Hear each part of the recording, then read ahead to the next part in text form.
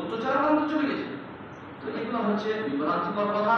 এই সমস্ত কথা জমিয়তের বক্তব্যে দেয়া উপযুক্ত নয়। আবার জমিয়ত যেহেতু আহলে হাদিসের একটা গুণবাচক নাম, এই আহলে হাদিস নাম দিলে নাম করলে যেটা দল নয়, এটা দল নয় যে এই দলে ভর্তি হলাম বা এই সমাজে আসলাম যে আহলে হাদিস হয়ে গেলাম, এরকম কিছু বিষয় বলা নাই। সেই বিষয়গুলো বিস্তারিত বলা প্রয়োজন আছে। তাহলে নাম দিয়ে আহলে হাদিস হানাফি নাম দিয়ে হয়ে যায় এবং শাফি নাম দিয়ে হয়ে যায়, মালিকি নাম দিয়ে হয়ে যায়। আহলে হাদিস হতে গেলে তার গুণবাচক বেশ কিছু বৈশিষ্ট্য থাকলে তবে আহলে হাদিস হওয়া যায়। আর সর্বোচ্চ বৈশিষ্ট্য হচ্ছে আহলে হাদিস, সর্বোচ্চ বৈশিষ্ট্য হচ্ছে আহলে হাদিস। এই বৈশিষ্ট্যের সাথে যারা যুক্ত তারাই আহলে হাদিস হতে পারে। শুধু নাম দিলাম, বাপকে তার্জমা করলাম বা সেই সমাজে থাকলাম বা বিবাহ শাদীতে অভিষেক করে দিলাম অথবা বক্তব্য দিলাম, কিন্তু আহলে হাদিস হবে না।